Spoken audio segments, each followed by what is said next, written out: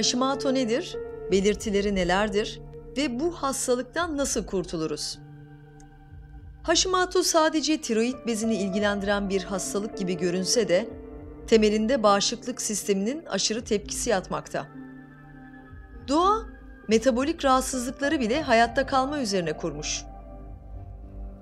Eğer metabolizmamız yaşamımızda iyi gitmeyen bir şeylere tepki veriyorsa, bizlere tepkisini en dıştan içe doğru yol alarak ve şiddetini artırarak gösterir.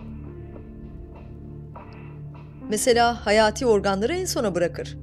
Örnek verecek olursak, önce cildimiz, kol ve bacaklarımız, saç derimiz etkilenir. Etki, zaman geçtikçe eğer yaşamda bir şeyler düzelmiyorsa vücudumuzun içine doğru devam eder. Mesela tiroid bezi, safra kesesi, kadınlarda özellikle yumurtalıkta sorunlar çıkar. Son aşamada ise iç organlarımızda dejeneratif sorunlar yaşamaya başlanır. Bu dejenerasyon sizin yaşamınızı nasıl devam ettirdiğinize ve bu dejenerasyonu ne kadar müsaade ettiğinize bağlıdır. Hashimoto'da en çok dikkatimizi çeken belirtilerden biri de bariz kilo problemidir. Eğer gün içindeki hareket ve yeme miktarınız aynı fakat bir süredir kilo almaya başlamışsanız ve bir türlü aldığınız kiloları veremiyorsanız, bulunduğunuz ortamda sizden başka üşüyen yoksa, cildiniz kuruysa, sesinizde değişiklik fark ettiyseniz, devamlı halsiz ve hayata karşı bitkin hissedip uykudan dinlenmemiş kalkıyor, kabızlık yaşıyorsanız Hashimoto olabilirsiniz. Hashimoto eşliğinde hipotiroid yani tiroidin yavaş çalışması yaşamımızda bir tükenmişlik tablosu da çizer. Bu rahatsızlığın kesin tespiti doktorunuzun yapacağı kan testinde anti-TPO, anti-TG ve TSH'a bakarak anlaşılır. Bu bir bağışıklık sistemi hastalığıdır ve diğer otoimmün hastalıklarla birliktelik kaçınılmazdır. Hashimoto'm var, yapacak bir şey yok demek, yeni sorunlara kapıyı ardına kadar açmak demektir. Bu süreç devam edecektir. Yaşamı koruma adına vücutta bir kısım organların feda edilmesiyle seyreden birinci, ikinci, üçüncü adaptasyon evreleri işleyecektir. Hashimoto, uzun süren iltihabi sürecin yani enflamasyonun neticesidir. İnsan, kendi eli ve isteğiyle ürettiği iltihabın içerisinde batma yoluna girmektedir. Hasta ve hastalık değerlendirilirken zorlaştırıcı faktörler göz ardı edilmeden, iyileşme süreci doğru yönetilerek başta Hashimoto olmak üzere birçok enflamatuar hastalığın iyileşme süreci hızlandırılabilir. İyileşme sürecinde tiroid hormonlarına katkıda bulunan faktörler, vitamin eksiklikleri beslenmeye daha sık dahil edilebilir. Kimi zaman doktor kontrolünde takviyeye başvurulabilir. Demir, iyot, trosin, çinko, selenyum, E vitamini, B12, B3, B6, C ve D vitaminleri iyileştirilebilir. Tiroid hormonlarını engelleyen stres, enfeksiyon, travma, radyasyon ve ilaç gibi faktörler daha iyi yönetilebilir. Bu hastalık sürecinde florürden uzak durmak gerekir. Hashimoto, bağışıklık sisteminin tiroid bezine saldırması sonucu oluşan mikropsuz iltihaptır. Yani bir diğer ismi de enflamasyondur. Bu hastalığı kabullenmek ve onunla yaşamaya alışmak fikri, sağlığınızı giderek kaybetmenize yol açar. Enflamasyon zamanla tiroid bezini küçültür ve yok eder.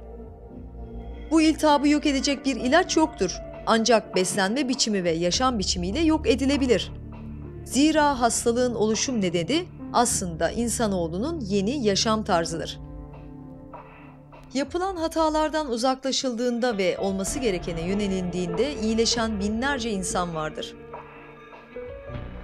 Hashimoto hastalığı ileriki zamanlarda tiroid fonksiyonlarını da bozacağından sizi hipotiroid ya da hipertiroid hastası yapar. Peki Hashimoto hastalığının oluşum nedenleri nelerdir? Bir göz atalım. Hashimoto her ne kadar tiroid bezini ilgilendiren bir hastalık gibi görünse de temelinde bağışıklık sisteminin aşırı tepkisi yatmakta. Bu duruma otoimmün cevap diyebiliriz. Vücudumuz hayatta kalma üzerine tasarlanmıştır ve hastalıklarımızın etkilerini bedenimizde önemsizden önemliye, aşağıdan yukarı, dıştan içe doğru şeklinde gözlemleriz. Etkileri öncelikle cilt, saç, eklem, kol ve bacak gibi hayati olmayan organlarda görürüz. İkinci aşamada ise safra kesesi, yumurtalıklar, tiroid gibi hayati olmayan ancak önem arz eden organlar etkilenir. Üçüncü aşamada ise hayati organlar da bu yıkıcı etkilerden nasibini alacaktır. Durum bu kadar ciddiyet arz ederken Hashimoto ile yaşamayı kabullenme öğretisinin ne kadar hatalı bir düşünme şekli olduğunu sizler de fark etmişsinizdir. Bu durum yaşamı tehdit eden bir süreçtir ve sizin kronikleşmeye daha ne kadar müsaade ettiğinize bağlıdır. Hashimoto tedavisinde en önemli hedef, tiroid bezine karşı oluşan aşırı ve orantısız saldırıyı yani tepkiyi durdurmak olmalıdır. Hastalığın oluşum nedenini anladığımızda hastalık kronik seyrini terk ederek iyileşme sürecine zaten girecektir. Bu hastalığın klasik anlayış içerisinde tedavi edilememesinin sebebi ona olan yaklaşım tarzında aranmalı aslında. Genel anlamda enflamasyonun yani bu iltihabın sebeplerini sıraladığımızda sizler de kendinizde olan bu eksik ya da yanlışları olması gereken davranışlarla yer değiştirdiğinizde az önce bahsettiğimiz o iyileşmiş binlerce kişiden bir tanesi olabilirsiniz. Vücudun tiroid bezine saldırmasındaki önemli etkenlerden biri de herkesin bildiği gibi glutenin içinde yer alan gliadin maddesinin moleküler yapısının tiroid bezine benzemesinden kaynaklanır. Tüm buğday ve tahıl ürünleri gluten içerir. Gluten kelimesi İngilizce kökenli ismini glue'dan yani yapıştırıcıdan almıştır. Unun hamur kıvamına gelmesindeki sebep bu maddedir. Gluten bağırsak aslarını ve florasını bozar. Hashimoto hastalarında bağırsağın doğal florası tahrip olduğundan doğal olarak sindirim işlemi de bozulur. Bu vakalarda tahıllı besinlerin içerisindeki gluten sindirime ve değişime uğramadan kan dolaşımına geçer. İmmün sistem bu sindirilememiş protein parçacıklarını yabancı, alerjen, toksin olarak kabul eder. Sorun kronikleşirse savunmanın bunlara karşı gösterdiği tepki kendi hücrelerimize karşı da gösterilmeye başlar. Konumuz olan tiroid bezini de tahrip eder. Ayrıca bu beslenme şekli bağırsakta var olan biyolojik canlılarımızı giderek yok eder. Probiyotiklerimizin popülasyonunu değiştirir. Tiroid hormonlarımızı aktif hale getiren bu canlıların yok oluşu sorunu kartopu gibi büyütecektir. Ne doktorumuzla ne de kendimizle pazarlık etmeden glutenin hayatımızdan çıkarılması gerekir. Tedavi sürecinde öncelikle bu tür gıdalardan kaçınmak ve kesinlikle tüketmemek gerekir. Alerji ve besin intoleransı Hashimoto tiroidi için ciddi bir risk teşkil etmektedir. Susuzluk, enflamasyonu tetikleyen en önemli sebeplerden biridir. Vücudunda enflamasyon yaşayan insanların yeteri kadar su içmedikleri gözlemlenmiştir. Aynı susuz kalmış bir makine gibi arızalanır. Yetersiz su tüketimi ve suyun vücuttan atılımını artıran eylemlerin çoğalması, vücutta nemin kaybolmasını, kuruluğu başlatır. Az su tüketmek, ateş, idrar söktürücü ilaçlar, bazı tansiyon ilaçları ve aşırı alkol kullanımı susuzluğun başlıca sebepleridir. Az önce de bahsettiğimiz gibi bedenimizde her şey hayatta kalmak üzerine ayarlanmıştır. Su girişi azalırsa mevcuttaki su, beyin, kalp, akciğer ve böbrek gibi hayati organlara yönlendirilir. Bir kısım hayati olmayan organlarımız yani saçlarımız, kollar, bacaklar, bağırsak ve tiroid gibi organlar bu azalmış sudan mahrum kalır. Susuz kalmış bu organların zamanla fonksiyonları da bozulmaya başlar. Su içerek iyileşebilirsiniz adlı videomuzda anlattığımız gibi susuzluk giderilmeli, aşırı çay, kahve ve alkol tüketiminden uzak durulmalı, hazır meyve suları ve gazlı içecekler tüketilmemelidir. Eğer kronik bir biçimde su tüketmiyor ve vücutta su atılımına sebep olan bu içecekleri tüketmeye devam ediyorsanız, bedeninizdeki farklı algı sistemi ve reseptörler devreye girecektir. Hayatı koruma adına histamin salgılanacak ve tiroid bezinize su ulaşmayacaktır. Vücudumuzdaki iltihaplanmanın bir diğer sebebi ise asit-baz dengesinin bozulması. Vücudumuz hafif alkalidir. pH dengemiz 7,35 ila 7,45 değerleri arasında olmalıdır. Su tüketiminin azalması vücudu asitleştirir.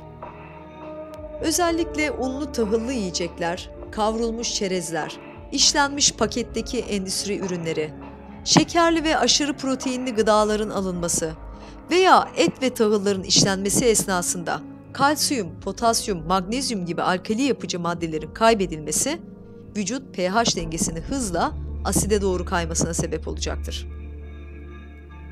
Ve maalesef baş edemediğimiz stres, üzüntü, ruh çöküntüsü de vücut pH dengesini hızla aside doğru kaydırır. pH'ın 7,35 ila 45 seviyelerine çıkarılması önemli bir husustur. pH dengesinin korunması sağlıklı olmanın temel ilkelerinden bir tanesidir. Evet, stres çağımızın hastalığı ancak maalesef ki önemli sebeplerden de bir tanesi. Tiroid bezinin sağlıklı olması için öncelikle stres hormonlarının salgılandığı böbrek üstü bezinin sağlıklı olması gerekir. Stres, vücutta üretilen tiroid hormonuna hücrelerimizin cevabını azaltır ve zorlaştırır. Kronik stres, vücutta kortizon seviyesini aşırı yükseltir ve bazı enzimlerin işleyişini azaltır. Bu durumda tiroid hormonlarının aktifleşmesi durur. Yani T4 hormonumuz T3'e dönüşemez. Tiroid fonksiyonlarının uygun olması için böbrek üstü bezinin sağlıklı olması gerekir. Çünkü stres hormonları buradan salgılanır. Biz bu hormonları adrenalin ve kortizol olarak tanıyoruz. Stres esnasında vücutta oluşan metabolik süreçler bu cevap mekanizmasını kötü yönde etkiler. Stresi yok etmek elbette mümkün olmayacağından stres kontrolü ve yaşama bakış açısı üzerine çalışılmalıdır.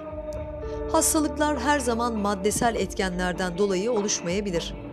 Kişinin ruh hali, bilinçaltındaki problemleri, vücudun asit-baz dengesini bozar.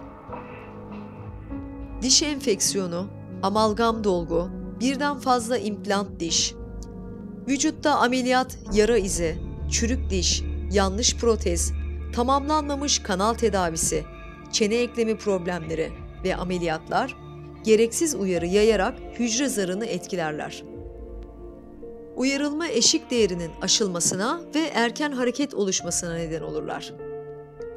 Vücutta uzun yıllar süren bu türde parazit sinyallerin yayılması, hücresel işlev bozukluğuna ve enflamatuar tepkinin doğal işleyişinin sınırlarının dışına çıkışına hızlandıracaktır. Konumuz olan Hashimoto ve diğer birçok enflamatuar hastalık bu sürecin sebeplerinden bir tanesidir. D vitamininin olması gereken seviyeden aşağıda kalması, bağırsak yüzey florasının bozulmasına ve geçirgenliğinin şiddetlenmesine neden olur. Hashimoto tiroidi otoimmün bir hastalık olduğu için beraberinde aynı altyapıya sahip hastalıklar da gelişir. Vitiligo, Behçet hastalığı, çölyak bunlardan birkaçıdır. Bu hastalıktan kurtulmak üzere videomuzda bahsettiğimiz bir takım uyarıları dikkate alıp hayatınızda uygulamaya başladığınızda, kan değerlerinizi kontrol için gittiğinizde bu antikorların büyük bir hızla düştüğünü göreceksiniz.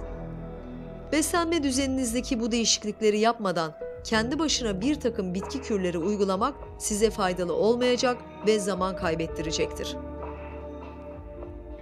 Ve önemli uyarı, beslenme düzeninizde size iyi gelmeyecek gıdaları kesinlikle tüketmediğinizde iyileşmeyi önce sindirim sisteminde hissedeceksiniz.